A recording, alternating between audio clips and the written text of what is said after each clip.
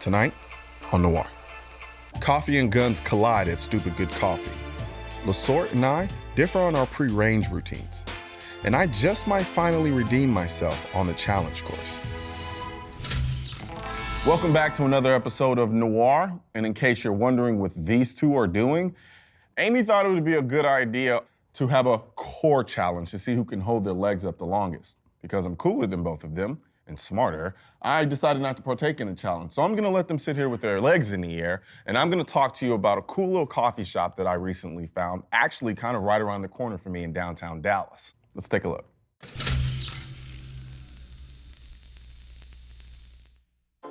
I don't think myself too presumptuous in saying that the coffee culture isn't actually the biggest advocate of gun culture. So what do you do when you walk into a coffee shop and you're greeted by a Glock 19 toting barista and there's a Tavor sitting on a coffee table, like some tactical art exhibition? Well, if you're Mayor Bloomberg, your head explodes. But if you're me, you smile and remember why you love Texas. Welcome to Stupid Good Coffee, a small coffee shop in the heart of downtown Dallas, where the love for Java beans and M16s reigns supreme. I have to be honest, as much as I love the mix of coffee and guns, I couldn't shake the feeling I was in some type of social experiment. A part of me wanted to run up to a lady and shake her and scream at her, "Those are real guns, be scared, say something," anything to confirm that I'm not in a dream. Instead, I settled for a French roast that was awesome. And although I felt I was on the verge of a diabetic coma, after the fact, I had a cream soda that was smoother than the slide on a Cabot Arms 1911. Even more delightfully surprising was the assortment of guns simply hanging out and on display, along with the rest of the typical but really cool coffee shop decor. The owner, who was also an SOT, was so nice it hurt, yet very unapologetic about his unwavering love for guns and coffee. He even conducted concealed carry classes in the shop. A coffee shop like this shouldn't be that astonishing to me, but people make guns so polarizing that coffee shops like this are the exception. Now, I'm not saying that I should be able to finger bang an Accuracy International in the waiting room of a doctor's office. I'm just saying sometimes we make things a bigger deal than they need to be. If it isn't hurting anyone, let me enjoy my guns and Stupid Good Coffee in peace. All right, what are we gonna do the rest of the day? We should go to range. It's like noon, man. Okay. I mean, we have 7 or 8 hours of daylight left. There's no chance we're actually gonna be able to shoot with daylight. Why wouldn't we? What question? Is that the first hat you've worn today? Yes. Okay, well, we know that you're gonna have to try on probably 20 before you get to the range. How many shirts, how many shoes, how many pairs of pants? There's a method to the madness. Now, I think we're being a little unfair. Right. Right? I mean, I'm pretty sure everybody has their own little unique pre-range rituals that they kind of engage in before they go to the range. No doubt about it. You know? Kind of like the never enough ammo guy.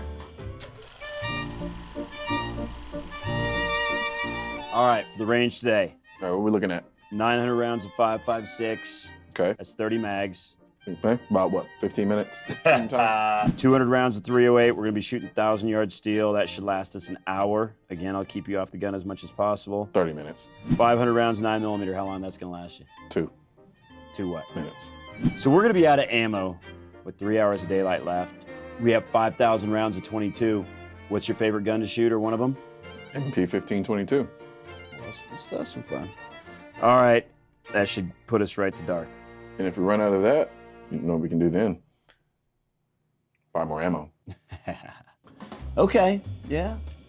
So how about Mr. Can't Handle the Pressure Noir?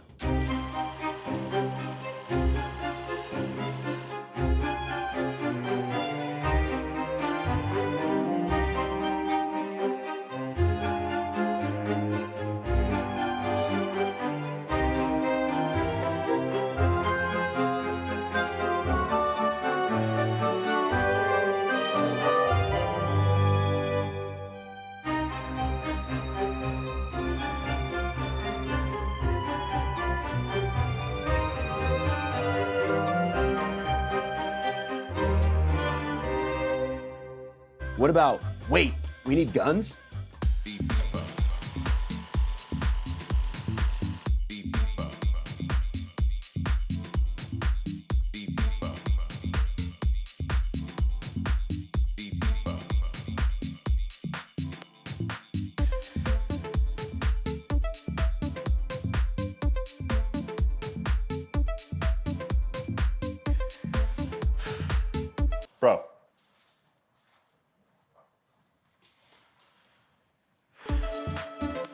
But of course, we can't forget the zombie apocalypse, man. No, I watched too much Walking Dead for that.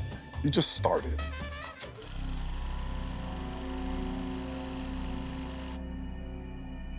Dude, this Walking Dead marathon is freaking me out. I'm going to the range, man. We've got to be ready for this stuff. If this apocalypse happens, I got to know how to use my stuff, man. It's just a TV show, Darren. Creeping around the bush. I'm going to the range, man. What are you doing?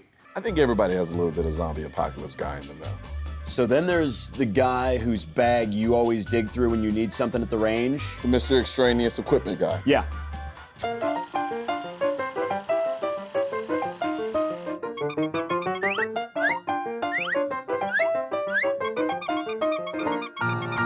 Then there's that kind of weird, it's so simple, it's scary guy.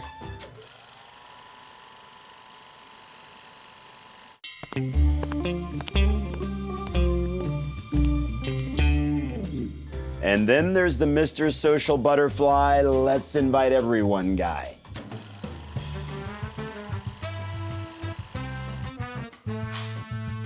Hey, what's going on, Mike? Yeah, me and LaSorte are about to hit the range. Hey, Ashley, what's going on? Hey, what's going on, Steve? Samantha, Chris, Jason, Christina, how's it going? Bobby, Josephine, hey, Cheryl. We have enough people. Let's go. Just one more. And then, of course, there's the Mr. Clean guy.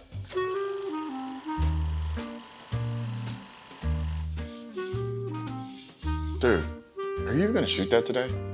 No, it's not relevant, though. So why are you cleaning it? Because my guns need to be clean, all of them, in order to shoot any of them. You know that. I'm type A, man.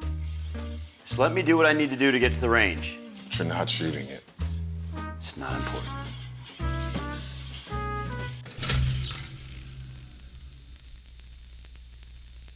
Hey, he's cooking right now, too. He's bringing out his 100% sprint. Adventure breeds character, and the path should be less traveled.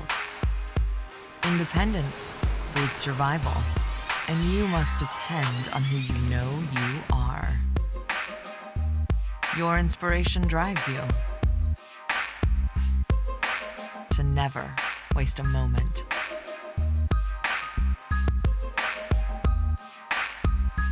As a pioneer, an advocate, a gun owner, it's time to celebrate your lifestyle every single day.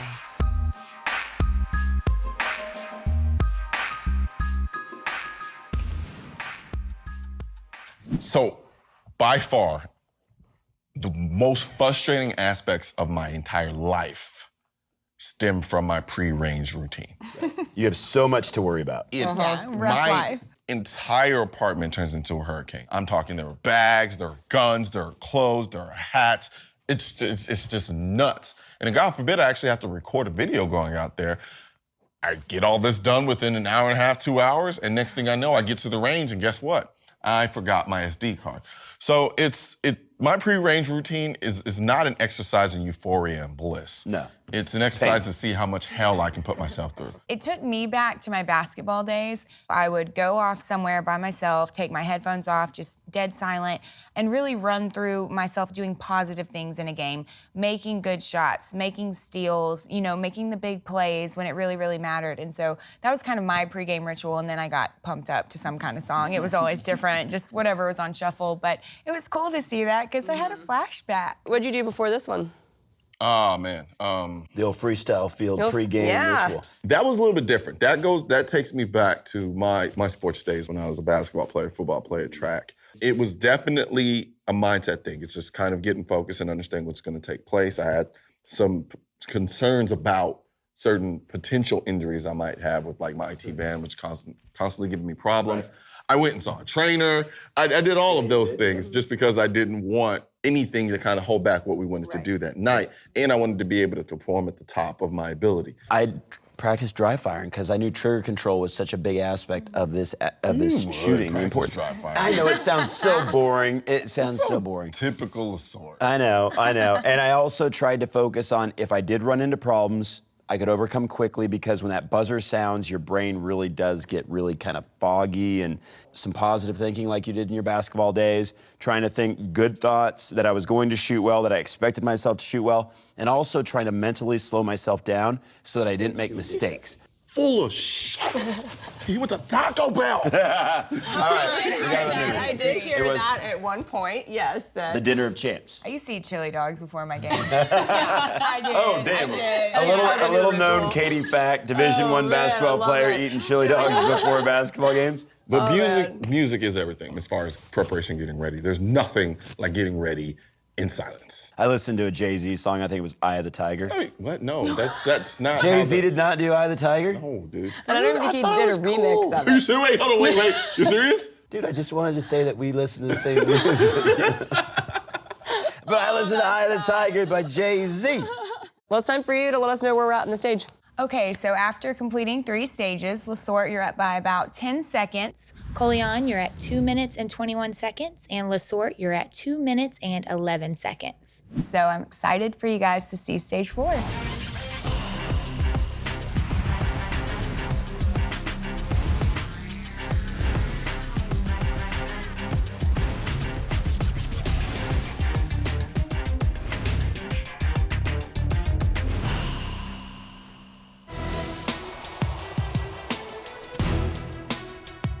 This week's challenge places a premium on accuracy, with shooters having to hit the steel target's head box from 100 yards out. A miss will cost valuable reset time. After hitting the target, they'll have to sprint to the 50 for a single handgun shot before turning right back around and hitting that head box from 100 one more time. Okay, Colion, so LaSorte's up. He's shooting his own .308 bolt-action rifle. Pretty damn good rifle. Yeah, and you're only down by 8 seconds. Still a close race. Sorry, not to bring that up. I'm trying to give you a little boost. I want to get a sideline ref call on that last one. I know, it was very close. So, do you think that he has an advantage since this is his rifle that he's shot a lot? Yep. Oh. Hit first shot. All right. We'll take that as an advantage. Hey, he's cooking right now too. He's bringing out his 100% sprint tonight. I gave him a couple of tips before he got on. He doesn't have the dust kicking up behind him though, so you have that going for you. You don't have to have distractions. He's shooting too fast. Okay, so y'all are shooting 2 different handguns. You're shooting a HK. I'm shooting an HK BP9. Okay. And he's shooting the Glock 19. And It's hard to shoot a handgun after running 50 yards. he's already yelling mid-conversation.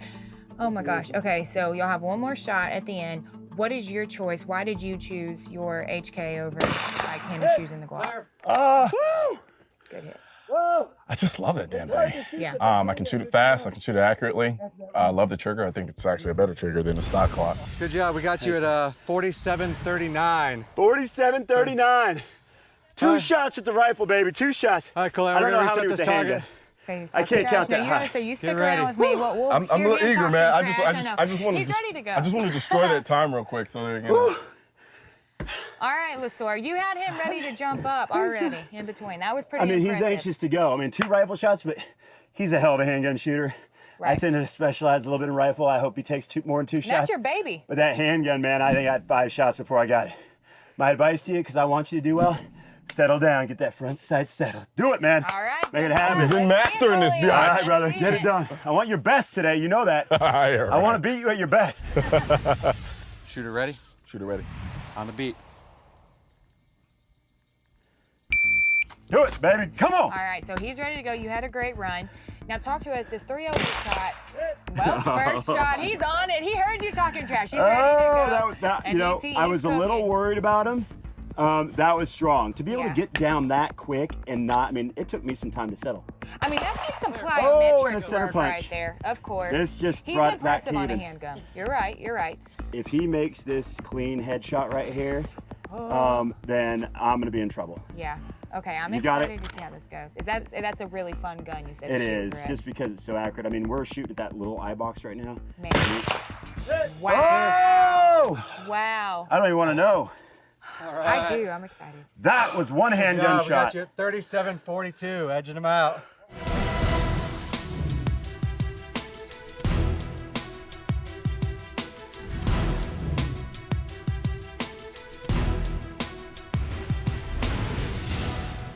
Well, after 4 stages, we have a new leader.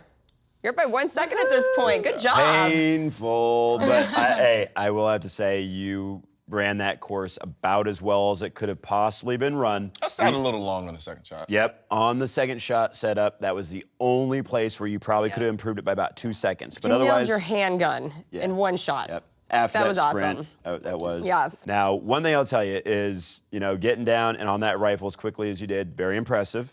I took more time, and that's where your little freebird spirit totally controlled in that situation.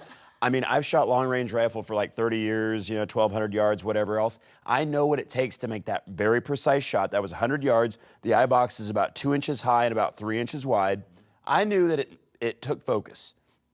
I took a little too much focus, a little too much time to make that very specific shot. You, on the other hand, went down and almost treated it like an AR chest shot.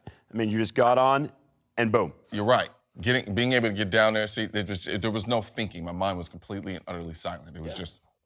Now, when I came back the second time, I was like, oh, I'm running this thing clean. So then I'm like, don't mess it up. Don't mess it up.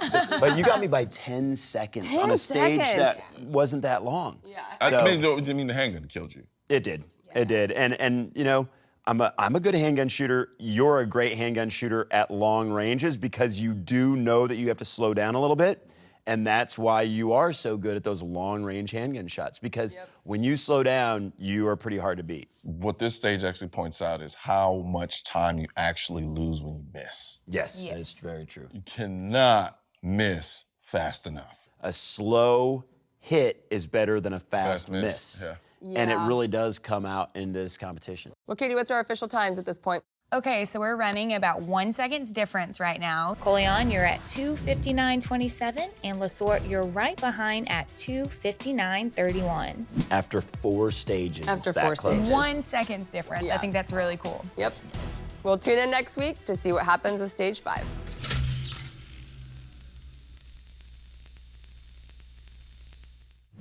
Next week on Noir. You're gonna die. Colion right there just decided to get a little too quick for his own good. Once he took some time, he actually hit it.